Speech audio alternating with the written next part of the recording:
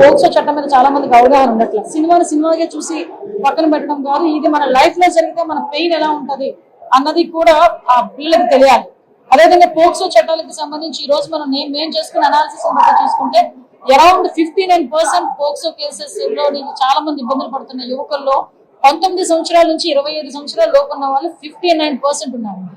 అదేవిధంగా చిన్నపిల్లలు వాళ్ళు కూడా మైనర్లు, అబ్బాయిలు కూడా మైనర్లు ఉన్న వాళ్ళు అరౌండ్ 20% ఉన్నారు.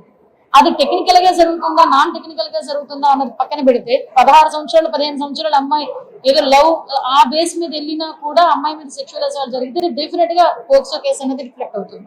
సో నేనేంటంటే మిమ్మల్ని అందరినీ కూడా నేను కోరుకునేది ఒకటే, ఈ రోజు మనందరం కూడా సమాజంలో ఒక బాధ్యత ఉంది. మన సొసైటీ లేకపోతే మన పిల్లలు కూడా మన భవిష్యత్తు కూడా ఉంది. డెఫినెట్ గా ఈ చట్టాల మీద అవగాహన పత్రికా సోదరుల ద్వారా కూడా ప్రతి పిల్లలకి కూడా చేరవేయాలని, ప్రతి తల్లిదండ్రులు కూడా చేరవేయాలని కోరుకుంటున్నా. ఈ రోజు చాలా మంది ఏమనుకుంటారంటే ఎప్పుడో కోర్టులో పడతాయి, కోర్టులు ఎప్పుడో తెలుస్తాయి, మాకెందుకులే శిక్షలు పడతాయి, అప్పటికి ఎవరో తెలుసులే అన్న ఫీలింగ్ లో చాలా మంది ఉండేవారు. కానీ ఈ రోజు పరిస్థితి ఏంటంటే పోక్సో చట్టాలకి డెఫినెట్ గా కంపల్సరీ ప్రతి ఒక్క చోట కూడా స్పెషల్ కోర్ట్స్ ఉన్నాయి. ఇమీడియట్ గా జడ్జెస్ అందరూ కూడా చాలా తొందరగా కూడా కన్విక్షన్ ఇస్తున్నారు. ఆ 18 years లోపు పిల్లలు కనీసం ఆ వీడియోస్ ఏదో పోర్నోగ్రఫీ సంబంధించిన వీడియోస్ కూడా డౌన్లోడ్ చేసినా కూడా ఐటీ 7B ప్రకారం అది కూడా తప్పే. సో ఇంత చట్టాలు ఉన్నాయి. ఈ చట్టాలన్నిటికీ కూడా అవగాహన ముందు మగపిల్లలకు కూడా రావాలి అనే ఉద్దేశంతో ఈ రోజు మేము ఇనిషియేషన్ తీసుకున్నామండి. దీనికి మంచి స్పందన వచ్చింది. మీరందరూ కూడా సహకరించండి.